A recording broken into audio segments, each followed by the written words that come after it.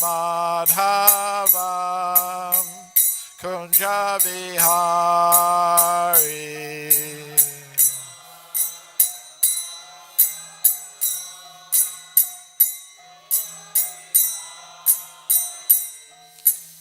Gopichana Vallabha Girivardhari.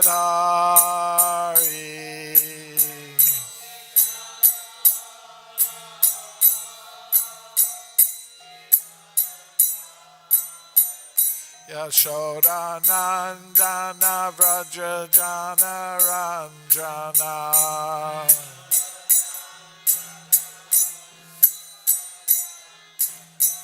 Yamuna Tira Vanachari.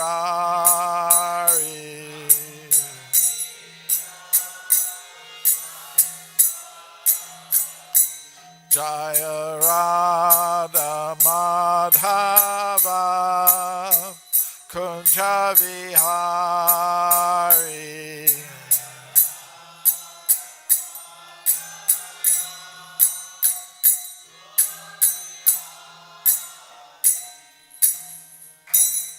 Jaya Vishnupad Paramahamsa Parvajakacharya Astarasata Sri Srimad His Divine Grace A.C. Bhaktivedanta Swami Prabhupada Ki Jai. Ananta Koti Vaishnava Vrinda Ki Jai. ISKCON Founder Acharya Srila Prabhupada Ki Jai. Grantharaj Srimad Bhagavatam Ki Jai. Gaura Premananda. All glories to the assembled devotees. All glories to the assembled devotees. All glories to the assembled devotees. All glories to Sri Sri Guru and Gauranga. Glories to Srila Prabhupada. Samkarmacharni Nivashesha Sunyavadi Pastata Deshatarane. Om Namo Bhagavate Vasudevaya.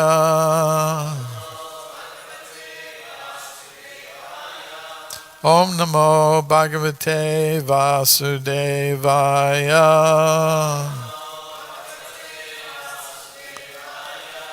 Om Namo Bhagavate Vasudevaya.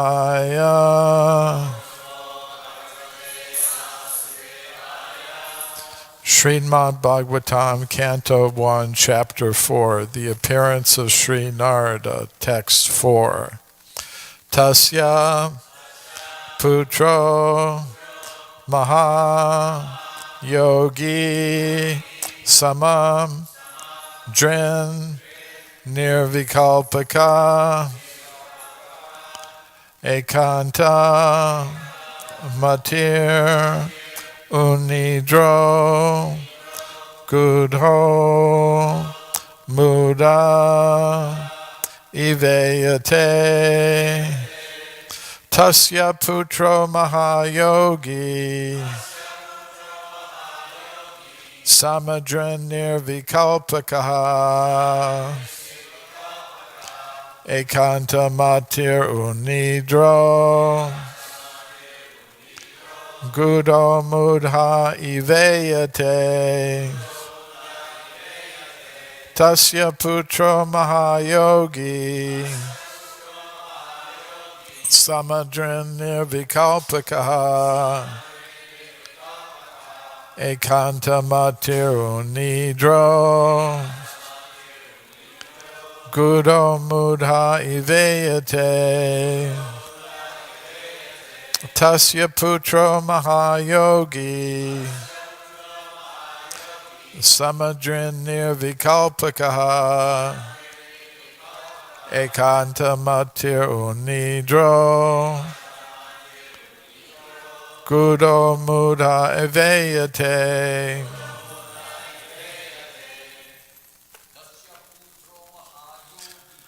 Tasya Putro Mahayogi Samadrin Nirvikalpakaha Tamatir Nidro Eveyate Tasya putra mahayogi mudra nirvikalpika antamatira nidro samavayate putra mahayogi nirvikalpika tira nidro samavayate Samvitra Mahayogi Gopika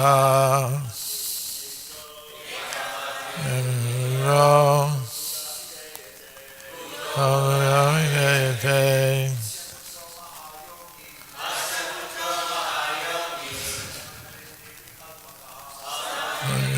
Gopika Niro Vayate Katraputra Mahayogi Amagapaka Yanavanimanidro Vayate Vaishnavis Mahayogi Sarvajin Nirvikalpika Yadamati Mudro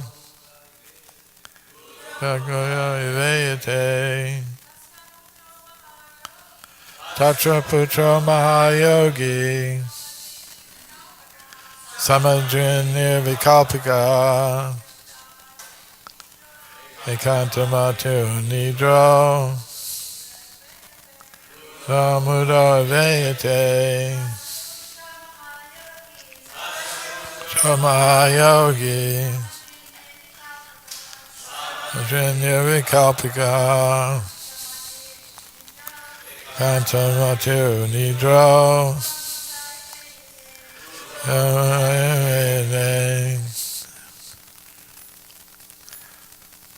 Tasya his Putra, son, Mahayogi, a great devotee, Samadrik, equibalanced, Nirvikalpikaha, absolute monist, Ekanta Matihi, fixed in monism, or oneness of mind, Unidraha, surpassed nescience.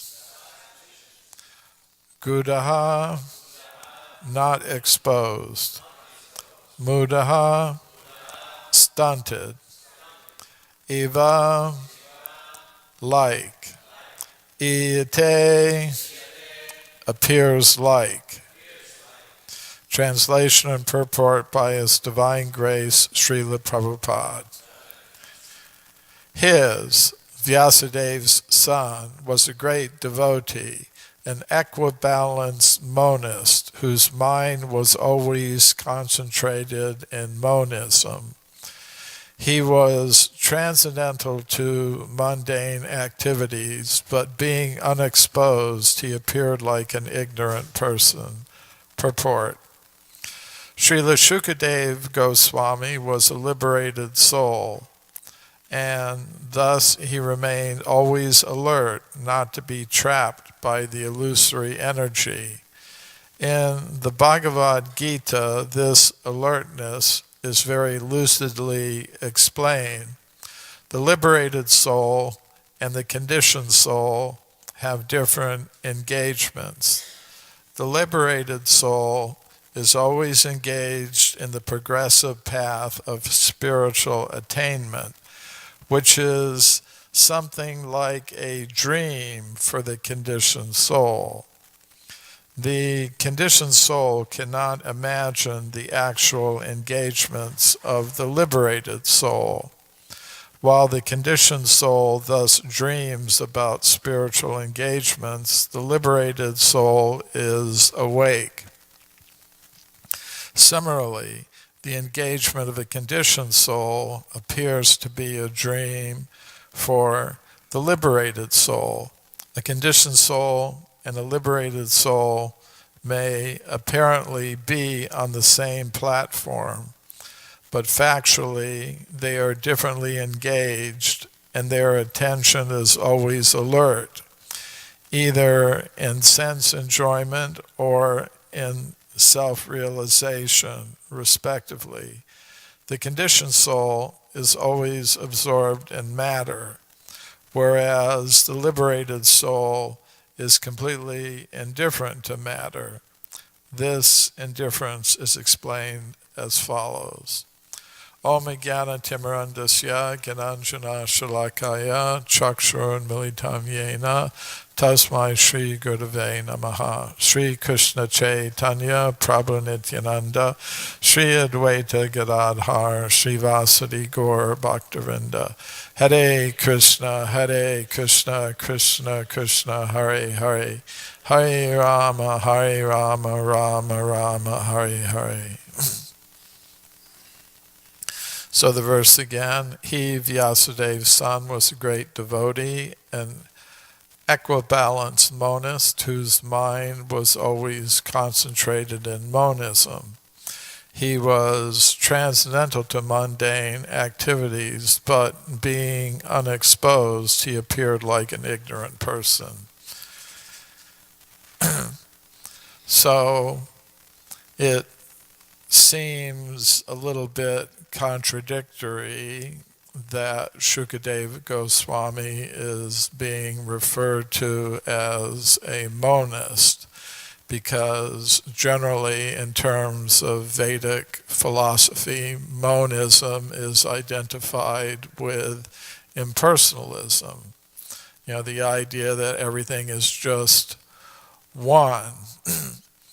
And you know, one of Srila Prabhupada's disciples, Madhusudana, in 1968 wrote to Prabhupada about this, you know, saying that he had heard that Shukadeva Goswami was a monist, which was quite surprising, because we've been reading again and again that we're supposed to hear the Srimad Bhagavatam not from the impersonalist or the monist, but from the devotees who are pure devotees of the Supreme Personality of Godhead and recognize that duality, that there is the served and the servant. So Srila Prabhupada explained in his letter to Madhusudana that yes, originally Shukadeva Goswami was an impersonalist, but within the womb of his mother, he heard, you know, the Srimad Bhagavatam from his father, Vyasadeva, and became attracted to the personality of Godhead and became a devotee. And Srila Prabhupada also explains that same thing in one of his purports in Srimad Bhagavatam. He says, yes, Shukadeva Goswami was originally an impersonalist or a monist, and he admits that, Srila Prabhupada says, in Srimad Bhagavatam, Canto 2, Chapter 1, Text 9. And in that verse from the Srimad Bhagavatam, Shukadeva Goswami says, Parinishthatopi Nirgunya. So Nirgunya means Nirguna, the absolute truth understood without qualities or varieties. In other words, oneness. It's the opposite of Saguna Brahman. Brahman with qualities, personality, pastimes, form, name, etc. So in that verse, he said, Parinishatopi nargunya, although I was originally situated in this monistic platform of realization of the absolute truth, I became attracted to the pastimes of the Supreme Personality of Godhead and became a devotee. So, there's a famous verse from the Bhagavad-gitā. It's called the Atma-rama verse that more or less states what happens. Atma-ramas chamuna yo nigrantya apyarukrame karvantya hoitikim bhaktim itam bhuta guno hare. The Atma-ramas, those who are situated in the self on this monistic platform, they can become, although they're free from the attraction to matter, they can become attracted to the accounts of the pastimes of the Supreme Personality of Godhead, and then they become engaged in causeless devotional service, karvantya hoitikim bhaktim. So that was the situation of Shukadeva Goswami. So in one of his purports in the 9th canto of the Srimad Bhagavatam, Srila Prabhupada gives some information about the birth of Shukadeva Goswami, and he says it comes from the Brahma Vaivarta Purana. In that Purana, it's described how one of the wives of Vyasadeva was the daughter of the sage Jabali. In other Puranas, like the Skanda Purana, her name is given as Vatika. So Vyasadeva and the daughter of Jabali, Vatika, performed austerities, and he impregnated her. He placed his seed in her womb, and that was the child Shukadeva. And within the womb, he was very satisfied with the conditions because it was very helpful for remaining in the state of Brahman realization, Srila Prabhupada explained. So he remained within the womb of his mother for 12 years. Sometimes it's said 16 years. Srila Prabhupada gives it different number of years in different places. But for a long time, for many, many years, he remained within the womb of his mother and he refused to come out. So Vyasadeva tried to convince him, somehow or other he was able to communicate with the child within the womb saying, what's the problem?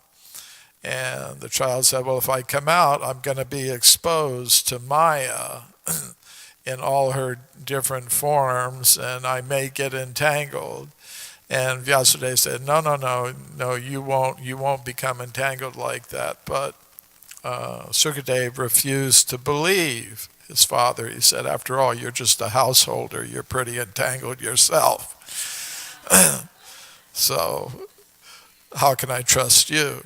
So Vyasadeva went to Dwarka and met with Lord Krishna, who was there, and he explained the situation. So Krishna went to the cottage of Vyasadeva and himself convinced the child that if he came out, he wouldn't be exposed, he wouldn't become entangled in Maya. So Shukadeva accepted it from him, and he came out at the age of 16 and immediately ran away. So that's the story of the appearance of Shukadeva Goswami as given by Srila Prabhupada in that purport in the 9th canto of the Srimad Bhagavatam, based on information coming from the Brahma Vaivarta Purana. So,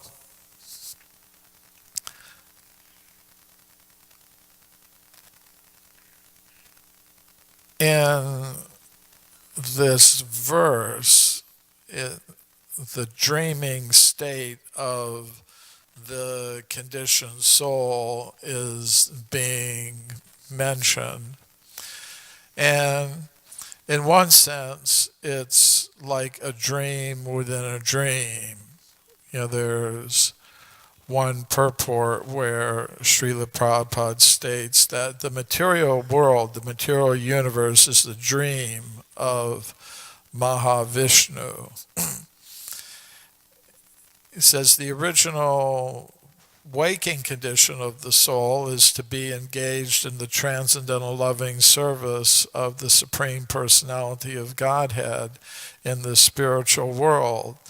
But if the soul is not qualified for that, Krishna Bahir Mukahana Bhogavanchakari Nikatashta Mayatari Japati Adari, if the soul turns away from Krishna with the idea of becoming an independent enjoyer, apart from rendering transcendental loving service to the Lord, such souls are placed in what Srila Prabhupada calls the dreamland of material existence. So that's where we find ourselves now, the dreamland. So Srila Prabhupada explains that material existence is the dream of Mahavishnu, and he bases that on Brahma Samhita, verse 47, where it says, Ya karna arnava jale bhajati sma yoga nidram. The Mahavishnu is lying on the causal ocean in the state of yoga nidra, which in the Brahma Samhita, in the synonyms, is translated as creative sleep. Elsewhere, Srila Prabhupada translates it as mystic slumber. And in that state of mystic slumber or creative sleep, in which the Mahavishnu, is dreaming, millions of universes come out of his body, and by his glance he injects the conditioned souls into those universes. And in those universes, they are provided with material bodies, which are different from their swarupas, their original spiritual bodies. So, in those material bodies with which they falsely identify, just like the bodies that we identify with in dreams, they try to experience happiness and pleasure in the dreamland of material existence. But Krishna also sends into that dreamland of material existence waking souls, pure devotees who are not identifying with their temporary material bodies and aren't chasing after the phantasmagoria of material existence. They're awakened souls, and their only purpose is to try to wake up the other sleeping conditioned souls in this material world and bring them back to their original waking state. So those two kinds of souls are there, the conditioned souls and the liberated souls, and those in an intermediate state like ourselves. So they're there, and Srila Prabhupada is explaining they don't understand. the conditioned souls, they really don't understand the activities of the liberated souls, because the conditioned souls are only interested in the temporary material body, which is like a dream body, and they're chasing after false things continually, and they have no conception of what the liberated souls, or those who are striving for liberation, are thinking and doing, what their mentality really is. And we can understand that just by considering some examples from our own experience. I mean, once before I was a devotee, I did many things. One of the things I did was I ran a pool hall, a billiards lounge in a little town in Saratoga County, New York State. And if you run a pool hall or a billiards lounge, one thing you become familiar with is pool sharks. People who are very expert at the game and very expert at gambling. But you see, when they come in, they don't advertise themselves. They don't wear flashy clothes and bring in their diamond-studded pool cue and put on some flashy display of how actually good they are. They come in with work boots on, old pants, old shirt, appearing quite dumb, just looking for a game. And the other people, the people around, have no idea what their real mentality is. They're thinking, oh, it's just another ordinary person like me here in the pool hall. Maybe I can make a few bucks from him. But they have no idea what he really is. Or like the Secret Service, when the president or some high official goes out among the public, they've got Secret Service agents around circulating in the crowd. And they look like ordinary people. They're behaving in an ordinary way, but their mentality is completely different from that of the ordinary person. And they have some higher duty that they're carrying out, which the ordinary person may have no idea of. So Srila Prabhupada is explaining that in this purport. The conditioned soul looks at a devotee, has no idea what the devotee is all about. They just see some external features. They don't know what the internal meditation of the devotee is. What is the purpose of his activities?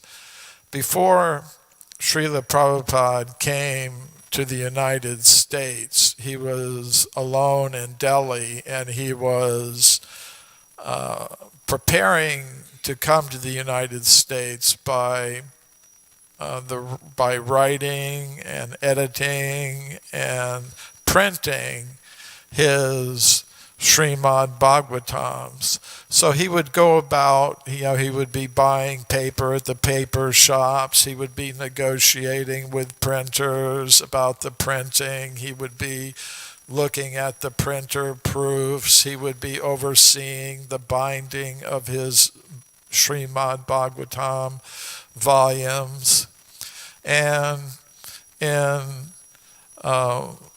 I think it's the introduction or the preface that he wrote to one of the volumes of the Bhagavatam that he published in New Delhi. He was saying, somebody will just see me going around doing all this, just like an ordinary business person, according to their view of things, but they don't understand what my real purpose is. That, the pure devotee is simply meditating upon how to carry out the mission of the Supreme Personality of Godhead in this material world, which is to deliver the fallen conditioned souls from the illusory state of existence into which they've fallen, and as a result of which they're suffering in so many ways. So even the conditioned soul may hear about, the spiritual, but they think their concept of spiritual life is, as Srila Prabhupada says here,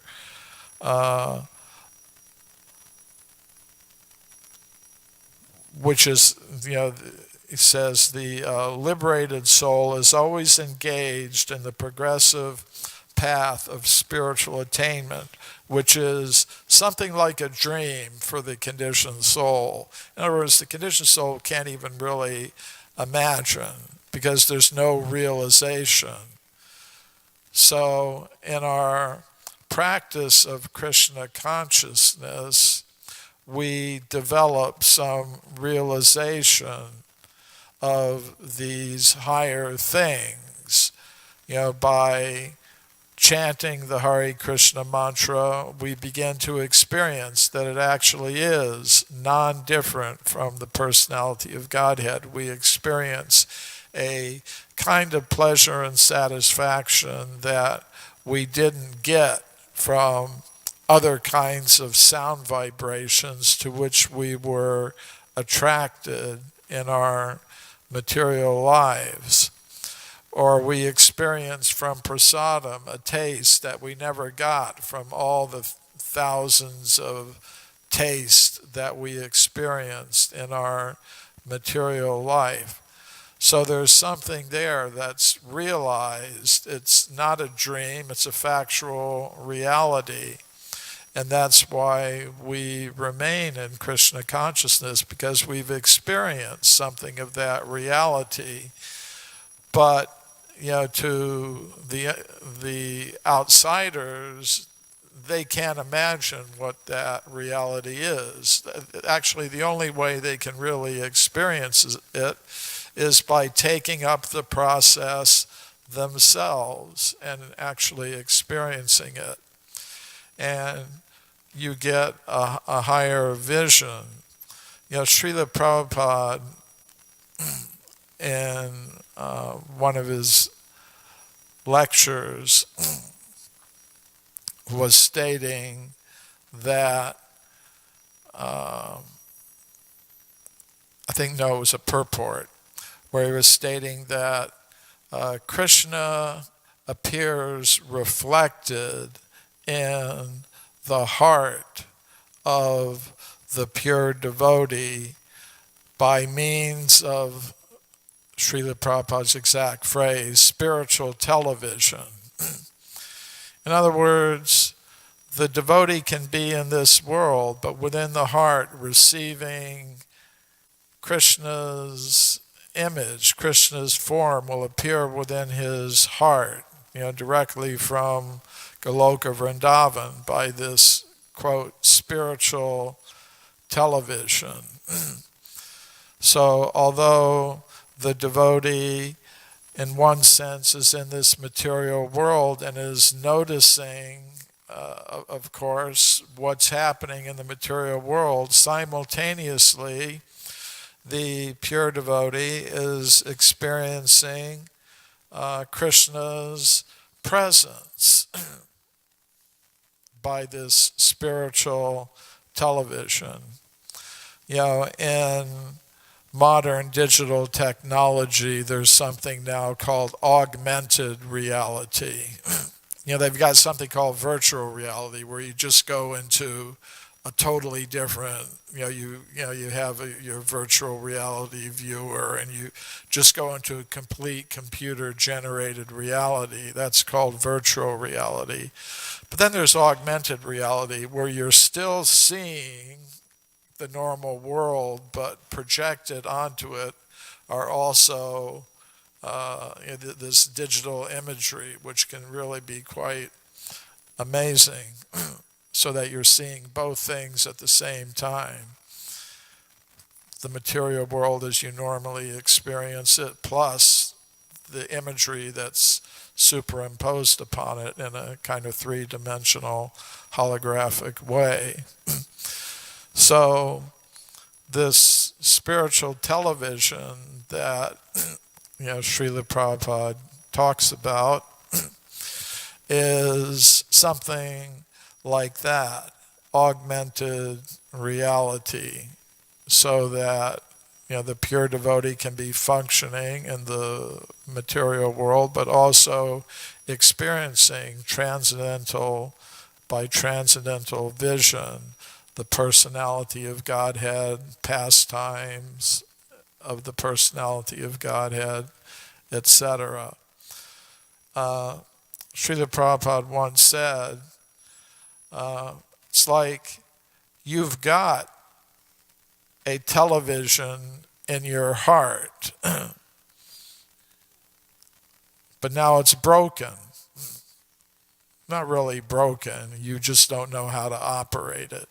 So I said, well, what do? If you've got something like you've got your mobile phone, it doesn't work, you can't get it to work, you can't get your television or your computer to work. You call in an expert, somebody who knows how to get it working again. So, as spirit souls, we all have the capability of obtaining that vision of the personality of Godhead, that vision of our pastimes with that Supreme Personality of Godhead, Lord Krishna. That capability is there. We just need some expert help to repair the connection. It's sometimes very frustrating. You've got your phone, you lose your connection, you're on the computer, you lose your connection, you want to get it back. And you'll do anything to do that. So we need to have that eagerness to restore that lost connection with Krishna. And it's there, like Srila Prabhupada said, like the television waves, they're in the air. You just need the properly tuned receiver to get it. And that's what Shukadeva Goswami is trying to deliver to the fallen souls of the Kali Yuga. Restore that lost connection to Krishna and Krishna's eternal pastimes. I'll stop there. Any questions, comments? Bhagavad-gitā, Prabhu.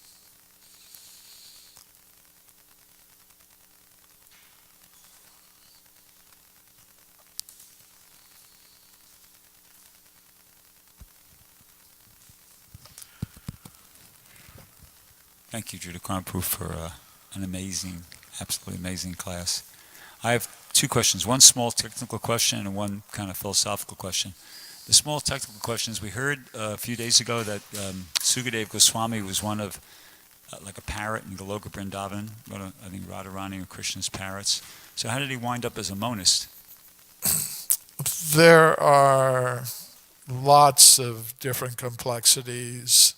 Actually, it's stated by Jiva Goswami in the Gopala Champu that in his original position in Goloka Vrindavan, he's Radharani's parrot. That's from Jiva Goswami's Gopala Champu. So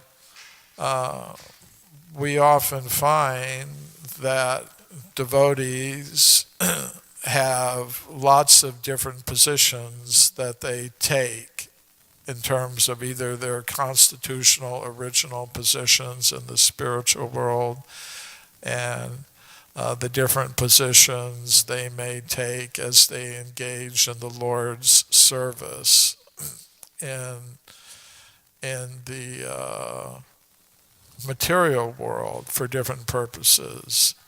Like in that same letter to Madhusudana, where Srila Prabhupada was talking about Shukadeva Goswami, he also mentioned Bhaktivinoda Thakur, because Madhusudana Prabhu had heard, at one point, Bhaktivinoda Thakur was also an impersonalist. And Srila Prabhupada explained, yes, at a certain point in his life he was associating with the impersonalist, just like he said that was for the sake of pastimes, just like Arjuna was behaving for some time as if he were an attached, conditioned soul, just to set up the pastime of inquiring from Krishna about the teachings of the Bhagavad-gitā.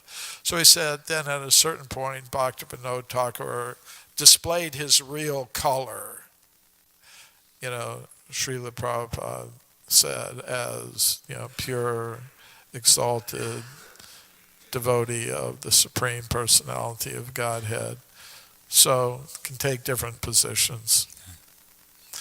Guys, one more? Okay, just one more, and then we'll So wind it Prabhu, up. we know that there are three aspects of the absolute truth: Brahman, Paramatma, and Bhagavan. So which aspect of the absolute truth can this monist realize? There's Brahman, Paramatma, and Bhagavan. So monism generally means Brahman realization. And then there's Paramatma realization. And then finally,